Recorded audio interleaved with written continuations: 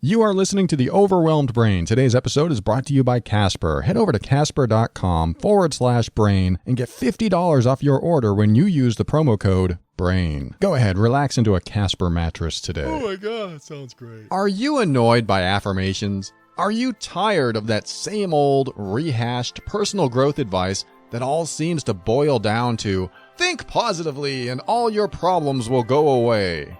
If affirmations feel like lies and positive thinking feels like denial, then I want you to get ready. The Overwhelmed Brain is here to help you create the life you want now.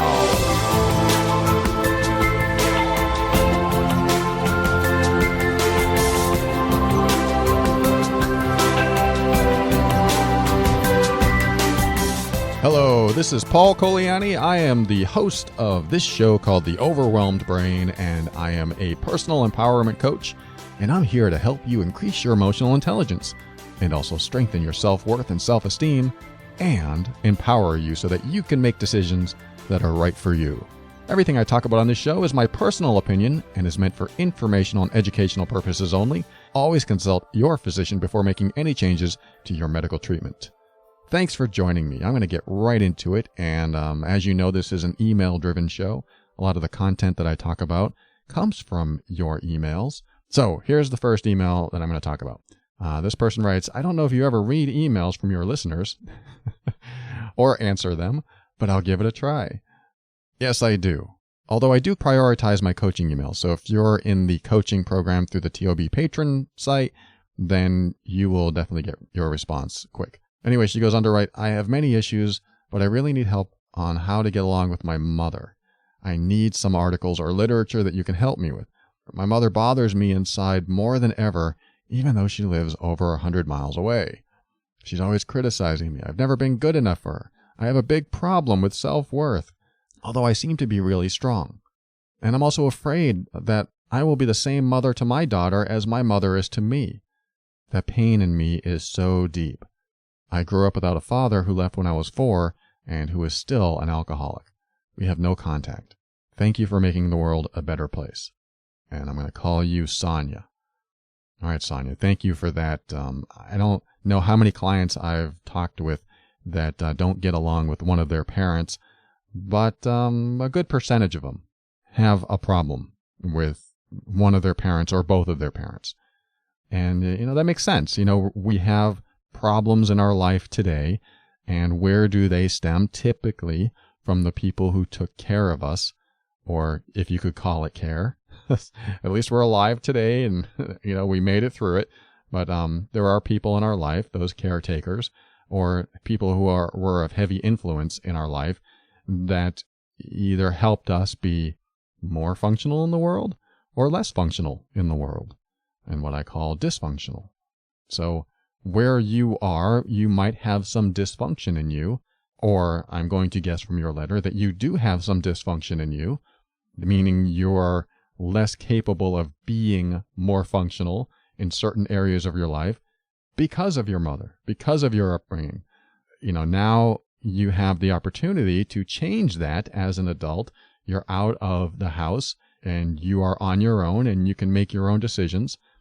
And this is where I want to take you. My first question is, why are you still in contact with her? I mean, if she's always criticizing you, and you've never been good enough for her, and you have a problem with self-worth, and she pounces on that worth, why are you still in contact with her? Now, I understand she's your only mom. But she also seems to be a big source of the problem in your life. So you're an adult now. You don't necessarily need your mom. I'm skating on thin ice. I do this sometimes. And I'm not saying you have to eliminate all contact. But I will say this. If she makes you feel worthless and she's always criticizing you, then what are you getting from the relationship? Is it something ingrained in you that says, but I need a mom? And is that true? I know what I'm saying, and it's like I said, I'm really risking the idea of identity and family ties. I'm really pushing the envelope here, but Why keep someone in your life that's so toxic that every time you think about them and every time you talk about them or talk with them, you feel bad? You feel worse than you did before you did talk with them. That's my question to you. If you're hoping that one day she's going to have a change of heart and apologize, and maybe she'll suddenly realize that she's been mistreating you for years, she's not. Now, that could be very presumptuous of me to say. But do you hold on to that while the relationship continues to affect you negatively? Do you hold on to the hope that she'll change or maybe apologize or maybe finally show up as the mom you've always wanted? Do you hold on to that hope while continuing to be irradiated by her toxicity? Do you hold on to it? That's a question for you. I can't answer that. You may want to. Or you may want to look at it this way. What if I choose to break off contact and simply choose not to be around her? If I choose that, what happens? You know what? Try it on. Picture yourself a year from now not having had any contact with your mom. How do you feel about yourself? That might be a question that gives you a positive answer or a negative answer. Maybe you'll think, yeah, but she's my mom. And I get that. We're brought up to honor our family and honor our parents. But do you have to stay in contact to honor? These are just questions. I'm just throwing them at you because you have the answers inside of you. So if you have some sort of belief that blood is thicker than, toxic waste or radiation, if you have any sort of belief that you must hold on to your family for some reason, then you have to come to a new level of acceptance of her. And what that means is that you might have to realize that she is not capable of being the person you need her to be. And if you come to a level of acceptance in you that she is not capable of being the person that you need her to be, then maybe you can accept her for who she is. So this is a tough dilemma because now you don't have a mom. You just have someone in your life that you will choose to accept as who they are, and whatever positivity she brings in your life in any way, you can grasp onto those little tiny bits of positivity and like or love those things about her, and then just realize that the rest of her isn't capable of loving you, nurturing you, and being where you want her to be. And she may not be capable of it. It may not be her fault. She just isn't capable of being the person you need to be for her. So I think these are all important questions for you to comprehend and try to figure out in yourself so that you can come to a new level with her. Either you go, you know what, she's too toxic, I don't want her in my life, or you just say, I need to come to a new level of acceptance of her and not be so hurt when she is incapable of treating me the way I deserve to be treated. Now here's the third aspect of this. Maybe you feel like you deserve to be treated badly. I hope that's not true. But that's what happens a lot in toxic relationships, is that you feel like you deserve bad treatment, so you stay with the toxic person. Well, I really am not good enough. I really don't deserve love because when I was 6 years old, I stole someone else's crayons and I've felt guilty ever since.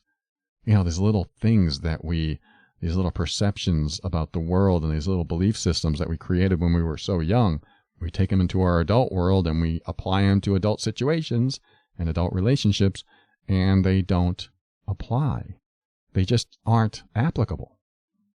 So my thought for you is to assess the relationship you want to have. Let's just say that you want a loving, caring, nurturing mom. From what you've told me today, it's not happening, and it won't happen. You can only measure by what you see today and what you've seen up to this point. That trend, unfortunately, will continue. I say that in a presumptuous way so I don't get your hopes up, so I don't raise your perceptions to make you think that something better is down the road. If you believe it's not going to get better, this is exactly who she's going to be from this point on, you can choose to accept or you can choose to move on. So that might be tough to swallow and implement, and maybe you can't, I don't know. It really depends on why you want this relationship in the first place. If you want a mom figure, if you need that female role model, then I would say don't use her as that role model. Don't use her as that mentor, because it doesn't sound like she would be a very good mentor to you. Which leads me to the second part of your question, which is, I'm so afraid that I will be the same mother to my daughter as my mother is to me.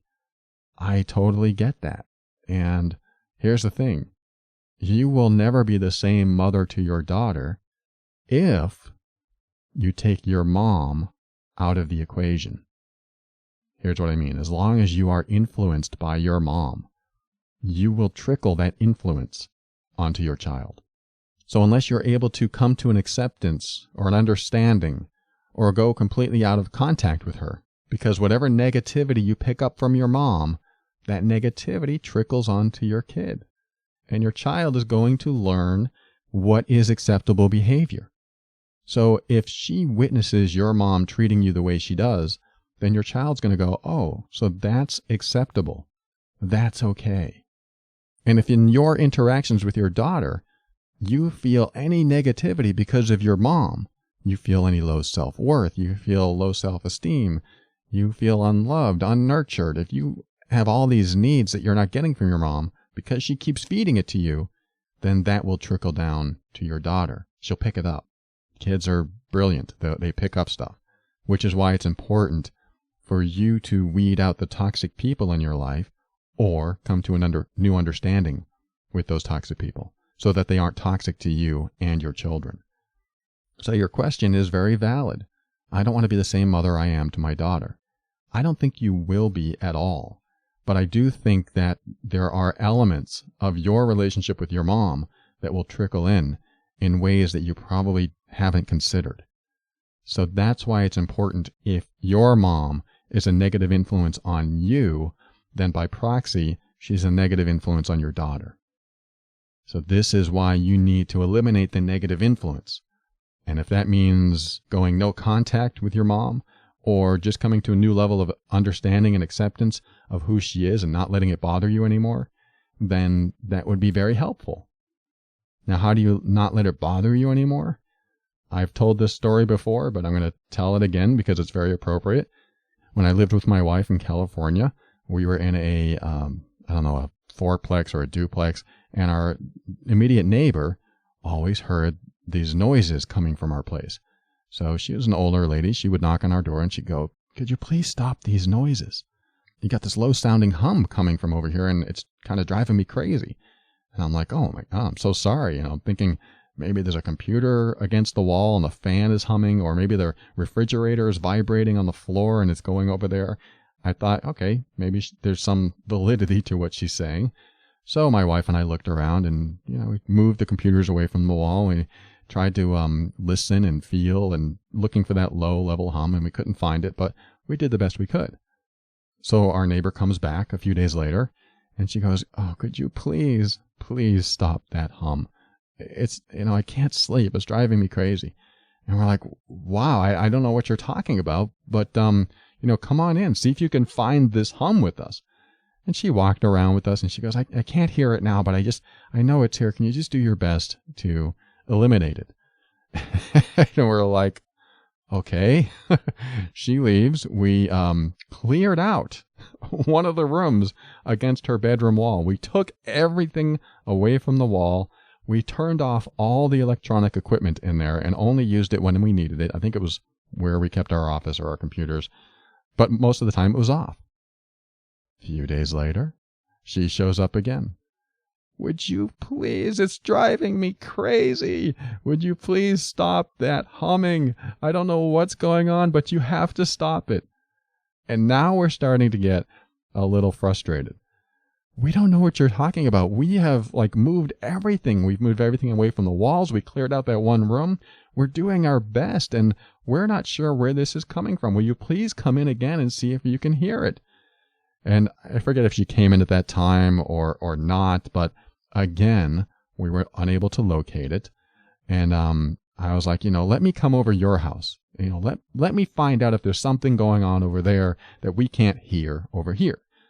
So I did. I walked up in her upstairs bedroom, and she goes, well, it's not happening now, but of course. And I'm like, okay, well, when it happens, knock on my door and I'll come over and check it out.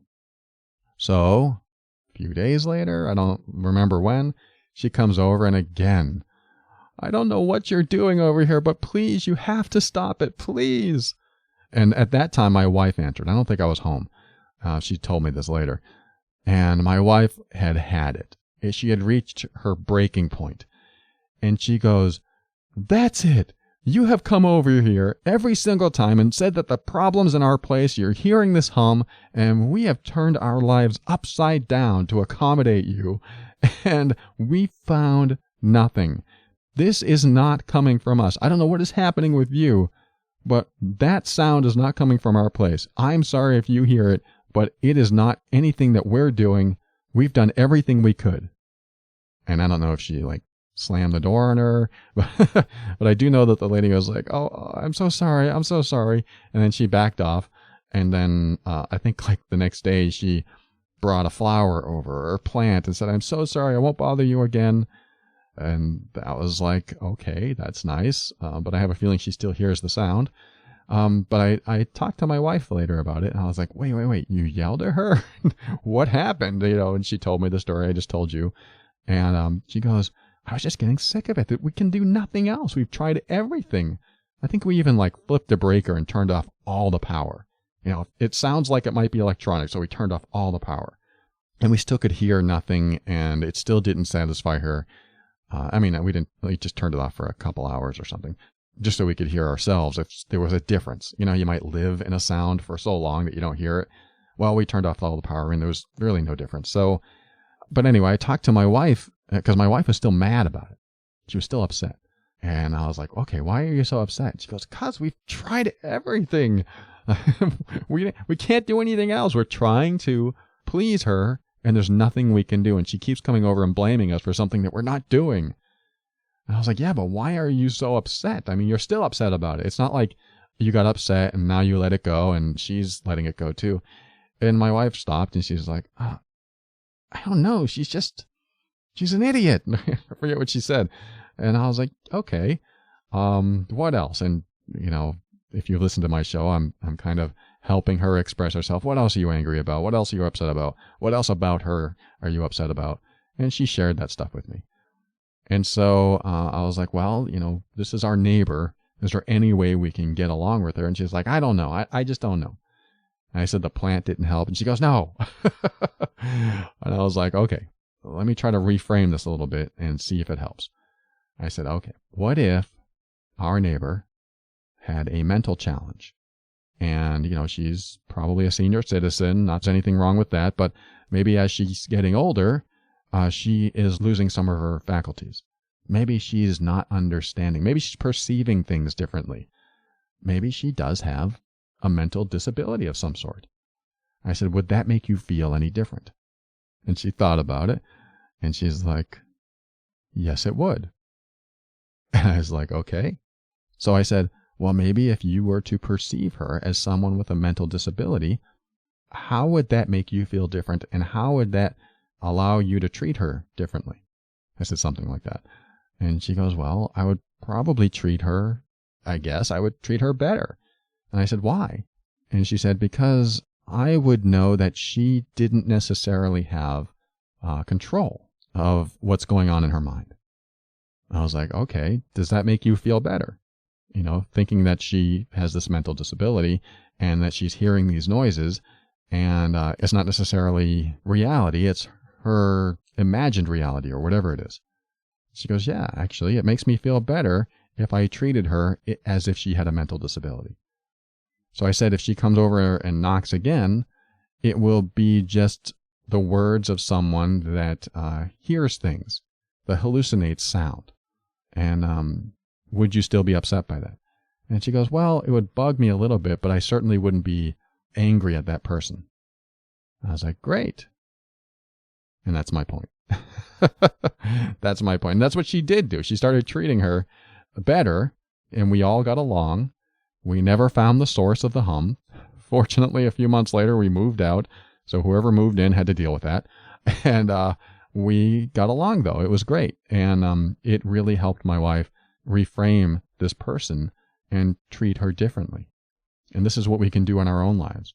Even if we know someone has the faculties and the control and the willpower and all this other stuff to be a certain way, it's so much easier when we can't change them and we know not to expect anything else from them, to just go, well, they must be disabled in some way. They must be mentally challenged in some way. And if that's the case, how do I view them then? Like, you wouldn't go up to a person with Tourette's and say, stop swearing at me.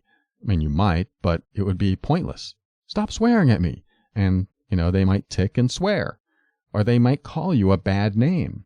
It might be a little frustrating for you to hear it, but if you knew they had an uncontrollable condition, they had no control over it whatsoever, would you still be upset with that person? It has to minimize it, unless you have no compassion whatsoever. If you have no compassion whatsoever, or you've reached your peak and there's just nothing else in you to accept that behavior, then you may not be able to do it. But for the most part, if we can perceive someone else that is bothering us in a way that helps us come to a place of acceptance, then we are in a better place in ourselves to not be bothered. So this might be helpful for you, Sonia, to see your mom as someone who has her limitations and will absolutely do whatever it takes to make you feel bad, because it's how her brain operates. It still doesn't feel good because you have a history with your mom, but you might have to see it as an incapacity, something that she's just not capable of doing. And if that's the case, then you can't blame her for being any more or any less than what she is at this moment in time. You can't change her, you can't expect any changes, and you know what you'll always expect. And that's kind of freeing. It's kind of freeing to know what to expect from someone. I know this person's going to make fun of me. I know this person's going to put me down. I'm just going to expect it to happen. And once we get through that part, then we can have a nice conversation, if you want. Personally, if one of my family members made me feel bad, I would have to step away and not be in touch with them. Just like my stepfather, I'm not in touch with him. I make no efforts to contact him. My father is no longer alive, and I don't look to my stepfather to be a fatherly mentor. I look to other mentors. I become my own mentor. I become the father I never had. I become the mother I never had, in certain ways. I become the brother and the sister and my best friend that I need at certain times. And that's how you build your own self-worth and self-esteem and strength and everything that you feel might be missing in your life. It's not as easy doing it yourself, and it certainly hurts to lose some people that you've loved in your life in a way, but sometimes it's necessary to start healing from how the relationship has been and what it has done to you. So I hope that helps, Sonia. Thank you so much for writing. We'll be right back after this.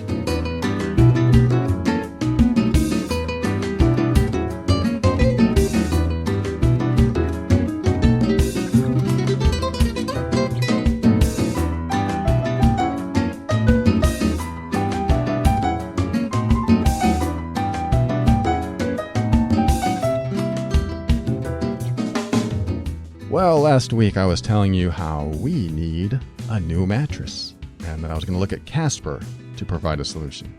Well, I've been on their site, and I've been looking at possibilities. Let me rephrase that. Probabilities. They have two that I'm just enamored by. The award-winning Casper and the new Casper Wave. I was like, what's this Casper Wave? I don't remember seeing this before. They call it their most innovative mattress with targeted support for the best sleep humanly possible. I had to know more. So I clicked on the link and I got to watch a very cool video. It shows their design process. I never realized how much engineering goes into their mattress design, and I have a whole new respect for their company and their product. You should check it out. Visit Casper.com/brain and see what they have to offer you. If you end up purchasing, make sure to use the special promotional code BRAIN during checkout, and you get $50 off. You know, there are a few things I love about this company. They take out the middleman to eliminate those inflated prices that you'll often find at mattress stores. They have memory foam options that have just the right sink and just the right bounce, and a breathable design that sleeps cool to help you regulate your temperature throughout the night. And to top it off, buying a Casper mattress is completely risk-free. You get to use it for 100 nights with the option of returning it without question. Not only that, if you're in the US or Canada, they'll deliver it for free and pick it up for free. If you aren't satisfied within that 100-night window, just tell them to get it. Just come and get it. But I don't see you doing that. Take a look at Casper. They want you to try before you buy because they believe you'll want to keep it once you sleep on it for the first time. I mean, we spend 1/3 of our lives on our mattress. You might as well get one that you can't wait to lay on. Visit Casper.com/brain and use the promo code BRAIN when checking out to get $50 off. When you choose the Casper or the Casper Wave, I know you're going to have some amazingly relaxing nights ahead. Casper.com/brain with the promo code BRAIN gets you the discount. Get your Casper today.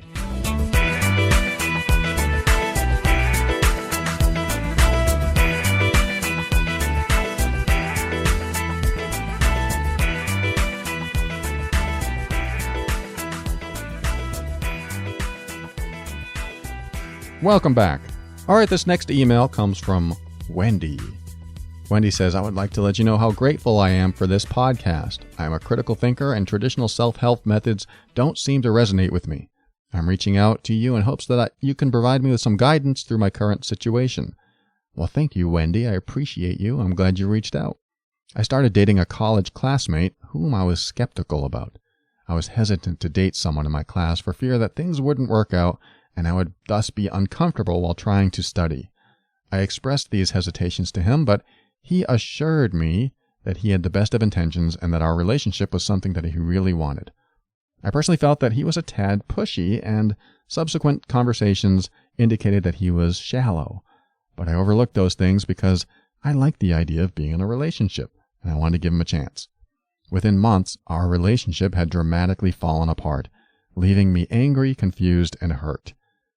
A few months ago, I learned that he was dating someone new and seemed to be treating her way better than he treated me. When we were together, he would rarely want to go out anywhere and was always studying. However, he was always out with his new girlfriend, taking her on dates and spending what seems like quality time with her. This makes me feel like there's something wrong with me, despite what my friends and family have told me. I'm just trying to understand why he's treating her better and what she's doing to deserve better treatment from him than I did.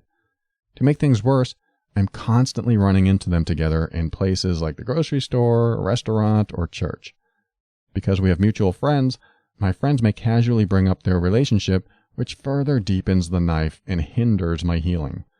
I just feel like I'm being smothered and I can't get any distance. I do not have the option of transferring schools as this is not feasible with my graduate program.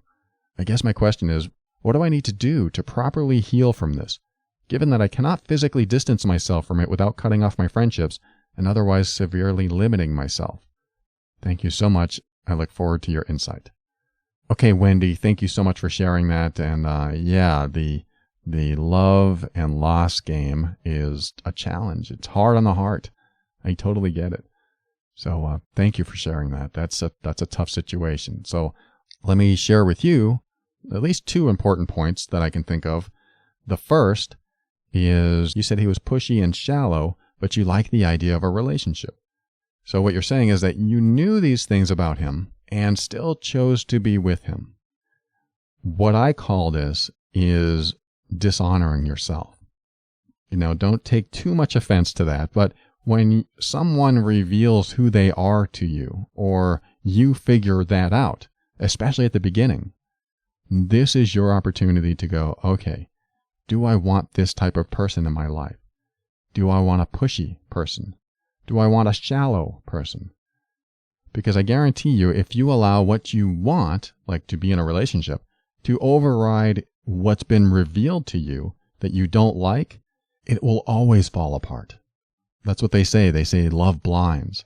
Well, if you want a relationship and you override your thoughts and feelings and intuitions about what you don't like, it will fall apart or it will get worse. Typically, that's what happens. So I just want you to keep that in mind. Also, if you like the idea of a relationship, but you don't qualify it with what kind of relationship, you'll be stuck with whatever comes your way. So I want you to become super clear on what you want in a partner, and especially don't settle. Settling is what happens when you refuse to wait for something better. Settling is what my girlfriend did for many years. She settled for guys that were good enough, and some of them turned out to be emotionally abusive or toxic in some way or something else. And she ended up very unhappy in these relationships, so she had to get out of those relationships. It wasn't until when she got married and got into another relationship after her marriage ended where she realized, all I do is attract these awful people in my life. So she made her list of the perfect partner. I want this, I want this, I want this, I don't want this, I don't want that, I don't want that. And she put it on paper and she said, I refuse to settle for anything less than this. If that means I'm single for the rest of my life, that's what it means. Boy, when you commit to that, you're going to get what you want. If I had committed to that crappy job I had when I was married and my wife and I were homeless and jobless, and I got this crappy job, I hated it, couldn't wait to get out of it, felt like a prisoner at my cubicle, but I chose to quit because it was so awful. It was belittling to me. It stifled me in so many ways. If I had chose to commit to that, I never would have found the other job that paid me double and paid me to travel. It was just night and day. I chose not to settle. And that was what I needed most. I needed the job. I needed income. But I decided not to settle. When you settle, you take what you get, and what you get may be the most unhappiest times in your life. That's what happens when you settle. You become unhappy. I'm not saying always. I'm saying it happens often. So you really need to consider what it means to settle.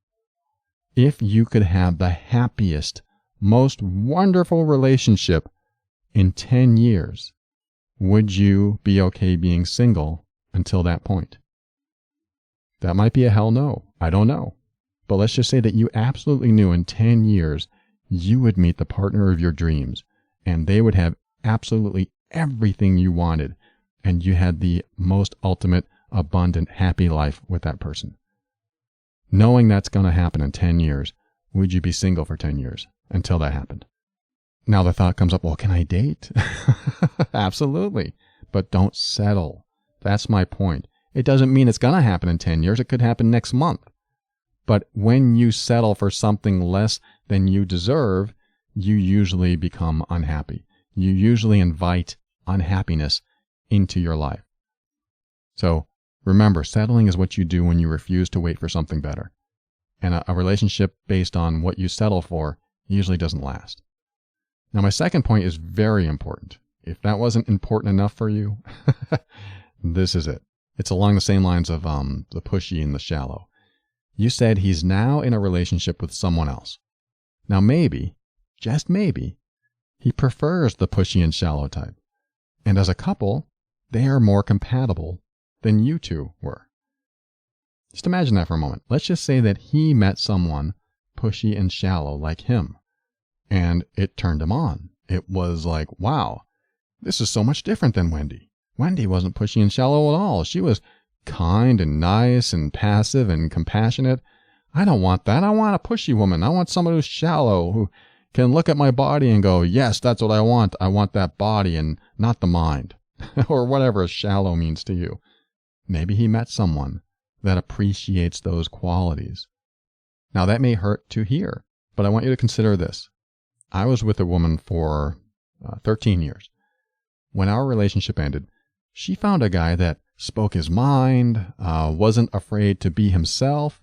He was a little rough around the edges, and he didn't really put on a show for anyone. He just showed up as himself. Now, can you guess who I was and how I showed up for that entire 13 years that we were together? I showed up as the person I believed she wanted to see. I was the complete opposite of the person she ended up with. I was someone who never showed negative emotions. I only and always ever showed my good side, if you can call it that. I always kept the peace, and I always made sure that her family and friends thought I was the best catch ever. I never showed her or anyone else the full breadth of my personality. I never stepped into myself and revealed anything other than what I believed would be best for her and everyone else to be exposed to. After all, what would she think if she saw the real me? And that's what I want to emphasize. Do you want someone to be with you for the you that you have to become, or the you that you are? Do you want someone to share your life with someone that you aren't compatible with? I'm not saying that you have to become pushy and shallow to get back with this guy, although maybe he would like that. But if that's not who you are, that game is not going to last long. That's going to wear you down. It's going to burn you out. So don't change yourself to be someone that he likes. I'm not saying you said that. I'm just saying that this is what I did. When my girlfriend ended up with a guy that was totally opposite of me, and I saw that she was having a good time, and she even got married to that guy, I was like, what? What about me? What does that say about me? It says a lot. It says that the person I was could never be what she was looking for in a guy. And if I wanted to get her back, it's possible that if I started acting like him, I could probably get her back. But now I have to be someone that I'm not, or at least I didn't feel like I was at that time. And yay, maybe I get her back. And then it doesn't work out. And now I've ruined her relationship with him. And I've ruined my relationship with myself because I'm not showing up as who I want to be, as who I felt like I was. I had to work on myself, of course, over the years and figure out who I was. But even now I look at myself and go, hey, you know what? I am sort of like that guy, but I didn't show up in the relationship like that, so she would never see that part of me. And I'm not sort of like that guy in a lot of ways too, so she probably wouldn't have appreciated it anyway. Who knows? It doesn't matter. What I'm trying to say is that the personality quirks and characteristics in someone else, the nuances, are sometimes more compatible and they're sometimes less compatible with the people that we want in our life. And so if he is looking for someone that appreciates someone shallow or wants to be pushed around or dominated, and that's not you, then you don't want this guy in your life. I can almost guarantee it, unless you are already that way, unless you already want those things in a relationship. So you may want a relationship, but do you want one with someone pushy and shallow or other things that maybe you didn't tell me about? That's that settling thing. If you don't want it, don't settle. So I wanted to emphasize those 2 points before answering the real question, which I'll do now. You asked, what do I need to do to properly heal from this, given that I cannot physically distance myself from it without cutting off my friendships and otherwise severely limiting myself? My answer is sort of basic, but I will expound on it a little bit. Proper healing involves time. It always involves time. Now, that's proper healing. That is the methodical, day-by-day, time heals every wound kind of healing. I'm not saying time heals every wound, but that's the cliche. So yes, proper healing takes time. Accelerated healing involves acceptance of loss. The fastest healing involves knowing that your life would have sucked worse with him than without him. But it's almost impossible to fast forward the healing from a heartbreak. In fact, the end of a relationship I like to treat as I would a death. Like there's a death in my life. There's a death of someone I really love. And that death forces me to accept that they're gone forever. When I can come to that acceptance that they're gone forever and there's no hope I'll ever see them again, touch them again, feel them again, hear them again, then my healing comes faster. It hurts worse, but it comes faster. And the great part about that is if they're not dead, then when I heal, I will be able to see them from a new perception, from a new perspective. And it's very helpful to have that new perspective because I've given myself time to heal. When they're still around, yes, it's harder. When you keep running into them, yes, it's harder. I totally get that. But let me repeat my answer. Proper healing involves time. Accelerated healing involves acceptance of loss. The fastest healing involves knowing that your life would have been worse with him than without him. And really, when it comes down to it, you can't fast forward the healing of a heartbreak. Your investment in the relationship was an investment in you. The relationship was a part of you. And a part of you, I hate to say it, died that day. This is why I say treat it as a death. The ending of the relationship left you unfulfilled and only partially whole. And there is an empty space where you feel there should be love and nurturing. This is why when you have this emptiness inside of you, it's time to rebuild. And one of the best ways to rebuild is to accept that there's an emptiness inside of you, that there is a loss, and that that person is lost in your life, is not coming back. And you rebuild who you are by accepting the loss of love as a death. This is challenging to say, let alone hear, but it does help with the healing process. And as you heal, be with yourself in nature or wherever you feel comfortable to reconnect with who you are inside. For example, I went to Maynard, Massachusetts once, and I grew up there. I had a childhood there. And I was in my 30s, and I was going through some sort of midlife crisis. It might have been after my breakdown at 35 or so, I forget. And I just went by myself. I went for a couple days. I wanted to visit my hometown and experience it once again from an adult perspective. I wanted to connect with who I was at that time and really get to know myself from this new place in this old place. I wanted to I was in a new place in myself in this old town that I grew up in. And I tell you what, it's really strange when you go through your old hometown, because the mile that you walked as a child is like 300 feet as an adult. It's just like your steps are longer and it takes no time at all to get to where you're going. But as a child, I used to walk around town all the time. And I remember, going up and down my streets and visiting the bowling alley and going to the donut shop and walking farther than a child should ever be allowed to walk, because I just loved walking and getting away from home. The alcoholic, abusive person that lived at home, I didn't want to be there. I just wanted to get out. So I'd walk and walk and walk.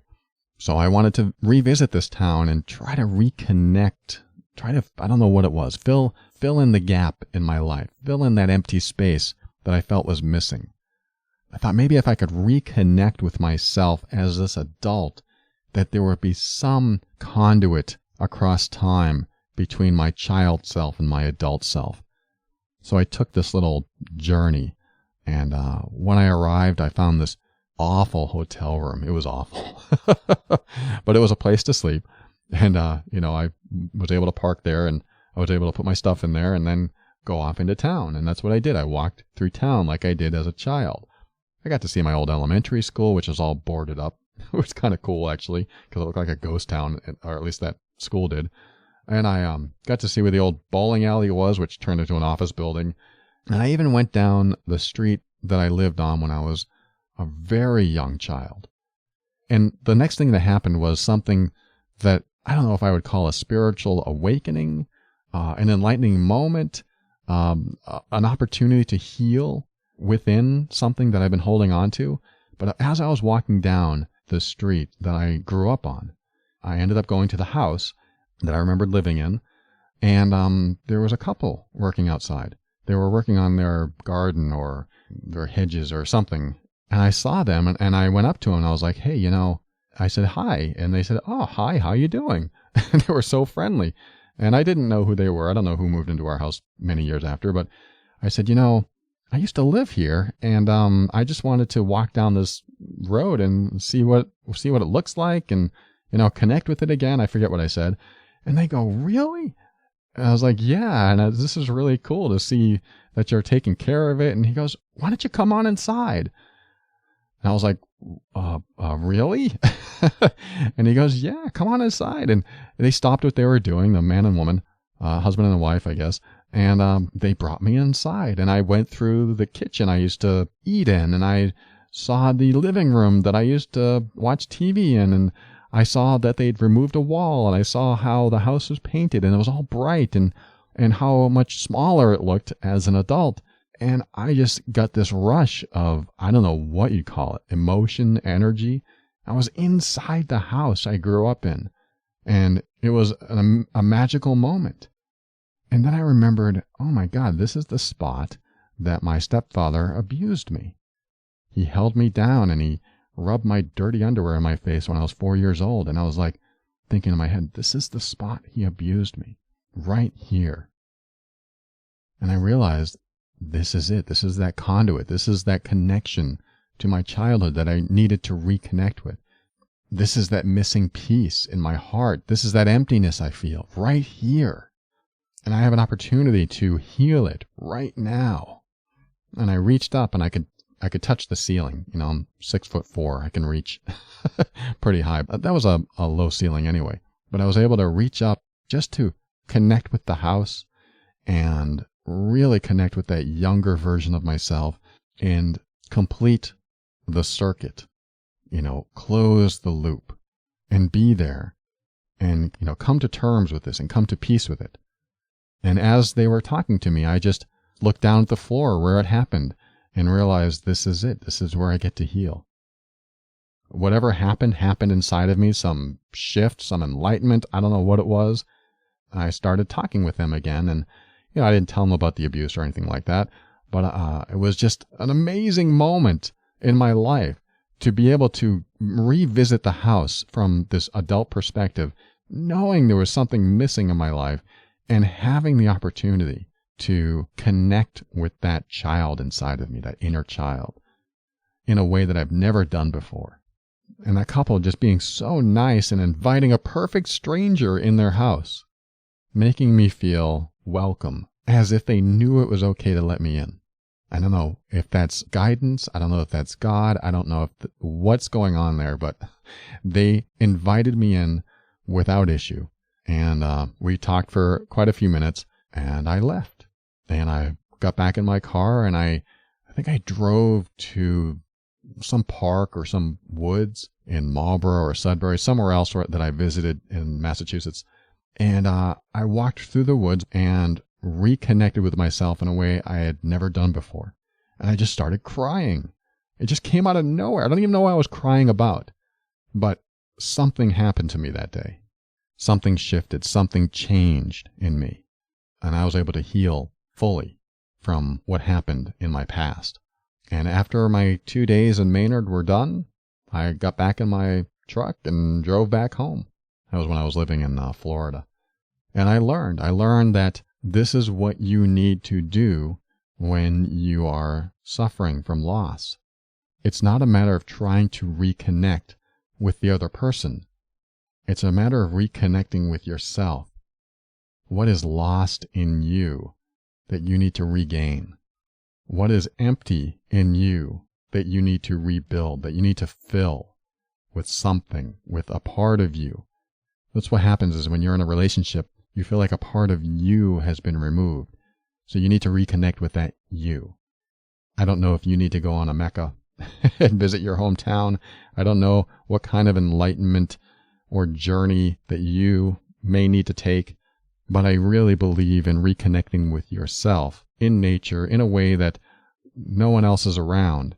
And the only person you have to reach out to is you. That's what it felt like for me that day. I reached out to myself, to my 4-year-old self that day, like a conduit through time, and was able to connect with him and absolve whatever was missing. And doing that can change your life. When we come back, I'm going to answer the last part of your email right after this.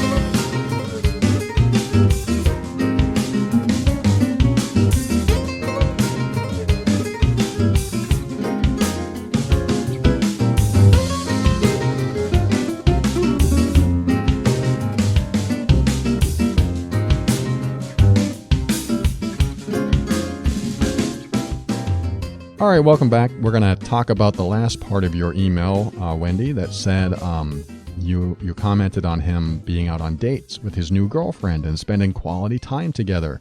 And it's a blow to you because you think you're not good enough for him. The problem isn't that at all. This has nothing to do with you being good enough. In fact, think about this. Let's just say that you were his ideal partner in every way, but he did one thing that really bothered you. Let's just say that he invalidated your emotions, and you didn't like it at all. You felt worthless. You felt unimportant. If he did that often, do you think it would be best to stay in a relationship with him? What if he forced you to do things that you didn't like, and he wouldn't take no for an answer? Do you think it's better to stay in that relationship or get out? Now, the reason I'm telling you this is something that you said. You said the relationship went downhill fast. There's a reason for that. And I'm going to guess that one of the reasons is that your values weren't in alignment at all. Maybe he wanted someone more compliant. And like I already said, maybe he wanted someone more shallow, like him. Maybe he wanted someone who didn't mind being bossed around and doing exactly what he asked. As I said in the previous segment, if you really want to keep a relationship like that, then you need to change who you are and become more compliant and more submissive and do things that you don't want to do just to keep someone that is bad for you. You're reading between the lines here, right? I'm being a little sarcastic, but of course they're having a good time. She may prefer to be pushed around and told what to do. If that isn't you, don't make it you. She may prefer a shallow, maybe even less intelligent guy. If that isn't you, don't make it you. You will only always ever get exactly the right person if you don't change who you are for them. If they find someone else, it is a bullet thankfully dodged.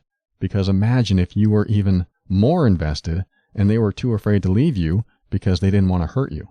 Then you're in a phony relationship with someone you're heavily invested in and making plans for a future that probably won't exist, or at least will fail at some level. So what I'm saying is that when you see them out together, I want you to see her exactly how you see him and know that maybe they are right for each other. Maybe all of his bad qualities she is receptive to and you aren't. Like I said, I don't want you to change you and become more compliant and submissive to do the things that you don't want to do just to keep someone that is bad for you. If you do that, then you will become unhappy. How can I get the person of my dreams? I'll change me and then they'll be attracted to me and then I'll be sick of being this new me because that's not me at all. That's not how it works. You show up as you so you can get the right person for you. When that person's not the right person, they end up with someone else who might become the right person for them. And their qualities complement his qualities. But I'm not saying that all the good qualities complement all the good qualities, because all the bad qualities do too. So whatever bad qualities you see in him, if she accepts that in her life, then she is built differently than you. Then she may be in a situation that maybe she likes or doesn't like. But now you are no longer exposed to those bad qualities, and she is. And you can look at that any way you want. Maybe she needs to learn some lessons in her life. Maybe she appreciates whatever those qualities are. But can you understand that's why they may be more compatible? It's like if you're not a smoker or a drinker and you meet a smoker and a drinker, you're probably going to go out less because they want to smoke and drink and you don't. They're probably going to want to go out and smoke and drink and party it up, whatever smokers and drinkers do, no judgments here. And they'll just do what they want to do where they want to do it, but as long as smoking and drinking is involved. But you don't want to go to those places. Do you think that you'll go out less often? The answer is yes, you will go out less often. Now they realize that you're not outgoing and as gregarious as they are and extroverted as they are, so they decide to stay home more often, not being who they want to be, and they realize it's not working out for them. I'm not saying that this is what your ex did. I'm saying that when you meet someone that has characteristics that you don't like or aren't compatible with, they're going to meet someone that has characteristics that are compatible, and they're going to get along in a different way, and they're going to do different things. So if your ex was a smoker and a drinker and you weren't, and they met a smoker and a drinker, they'll probably go out a lot more because there's no incompatibilities. But would you convert to smoking and drinking just to be with him more? Hopefully not. Again, I'm not judging smoking and drinking. I'm more of a judge of changing who you are for someone else. I don't want that to happen. I don't want you to change who you are for someone else. I want someone to accept you and want to be with you for who you are. And if the person that is with you doesn't want to be with you for who you are, thank God.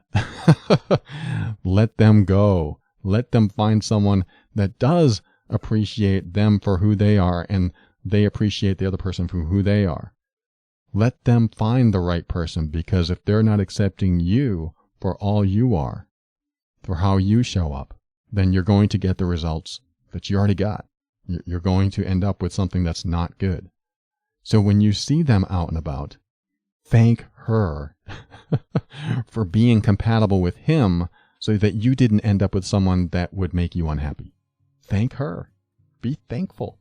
I know that's hard. I know you're still healing. There's some grieving going on, and I want you to connect with yourself in any way you possibly can.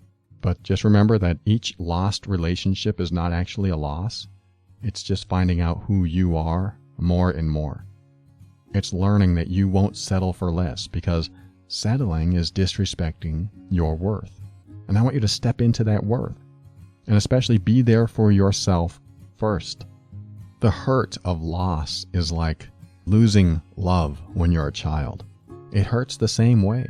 Where's the love? I need nurturing. This is the time to nurture that child that still hurts inside of you. Hug her, give her support, talk to her, connect with her in ways that you haven't before. Let her know that you're there for her. Reconnect with yourself. Thank you so much for writing, and thanks for listening to another episode. We'll be right back after this.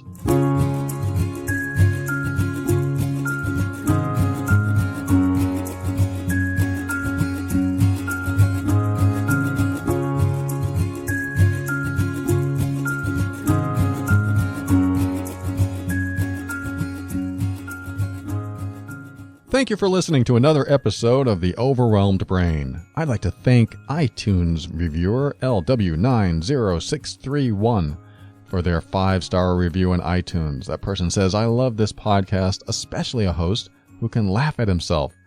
There's a lot of wisdom in these sessions." Thank you so much for that review. I appreciate that. And I'd like to thank today's sponsor, Casper. I want you to check out these mattresses. Go to casper.com/brain and use the promo code BRAIN for $50 off your mattress. And I want to tell you about the Mean Workbook. If you're in a manipulative or emotionally abusive relationship, or you don't know you're in one, or you just can't figure out what's going on in your relationship, but you tend to feel guilty or responsible for all the problems all the time, and the other person always seems like they're right and you're wrong, maybe you're being manipulated. I highly recommend you go to theoverwhelmedbrain.com/mean, that's MEAN, and get the Mean Workbook. I've gotten some phenomenal feedback on it, and it's quite a revealing process, and it will likely reveal things that maybe you suspected, maybe you're not aware of in your relationship. Well worth going through it. I highly recommend it if you feel at all emotionally abused, manipulated, or you just can't figure out what's going on in your relationship. Visit theoverwhelmedbrain.com/mean. And I'd like to thank the patron members for their support of this show. And of course, if you're a patron member, then you are receiving private episodes and workbooks and specific training and also email coaching. So if you want to support this show and get something in return, go to patron.theoverwhelmedbrain.com and check it out. I appreciate all of you in the program. Thank you so much. And of course, the easiest way to support the show is to use the Amazon link at theoverwhelmedbrain.com. Every time you use the Amazon link to do your shopping, we get a little percentage of each sale you make. So buy lots of stuff. Theoverwhelmedbrain.com, just click on the Amazon link before you shop. Your shopping habits are making a difference. So thank you. And finally, thank you to Kevin McLeod of Incompetech.com for some of the music transitions in The Overwhelmed Brain. And to close the show, I want to mention something that my girlfriend and I were having a conversation on just the other day, and it is on the guilt that many partners feel when they have an intuition about their partner and they refuse to follow through with that intuition. Like I've spoken with clients that have intuitions that their partner might be doing something bad or lying or betraying or, something that is not conducive to a good relationship and certainly against their commitment to each other. So my girlfriend is like, when I was in my abusive relationship with my husband, I had this intuition, but I also had this guilt because I had the intuition. And I was like, what do you mean? This is interesting. I want to know more. And she is like, I had this guilt that because I was suspicious that he might be cheating on me, I felt guilty for having that intuition. I felt guilty for having those thoughts. I'm supposed to love my husband and trust my husband. I shouldn't have those thoughts. And on top of those thoughts, he would also lie to her and say, of course you can trust me. And that went against her intuition, yet she felt this guilt come up, and she chose to side with the guilt instead of her intuition. She chose to take action, or non-action, based on her guilt and not her intuition. So let me let everyone off the hook here. This is very, very important. If you have an intuition that something is not right, something doesn't feel right, and then you have guilt about thinking that about the other person, for example. Like if you have an intuition like, I think that person's lying to me. And then a guilt comes up and forces you to go, well, I'm not supposed to think that about this person, so I will just deny my intuition. I mean, wherever you go, I think that's probably somewhat accurate for some people. They just deny their intuition and realize, well, I'm supposed to trust. I don't want you to deny intuition. I don't want you to side with guilt. I don't want you to put the blindfold on and hope that your intuition is wrong. I'm not telling you what you should do. Like I had a conversation with a client the other day, and I said, well, I'll tell you what I would do, but I'm not going to tell you what you should do. Just like I'm not going to tell you what you should do. All I know is that if you have an intuition and it's niggling at you, and you feel it every day, every week, every month, there's something that's not right. The dots aren't connecting correctly. There's some sort of, something's up, and your radar is going off, the flags are going up.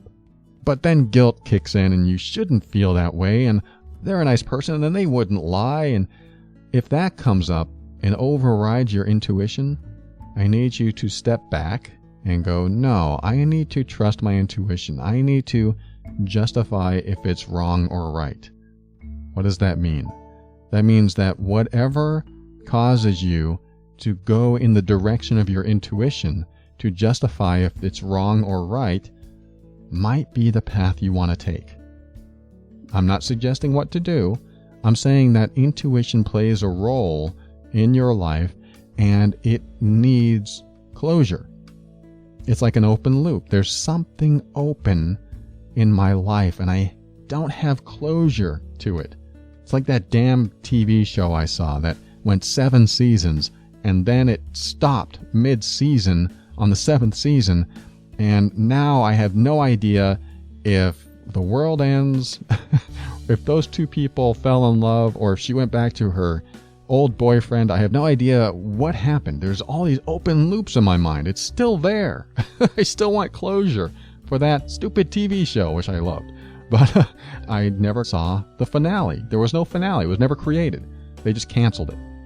So now it's an open loop in my mind. It doesn't make me crazy, don't worry. But it gives you an idea of how this works. Like, what happened after that last episode? This is what intuition that doesn't go away does. It's like, I don't know what the resolve is here.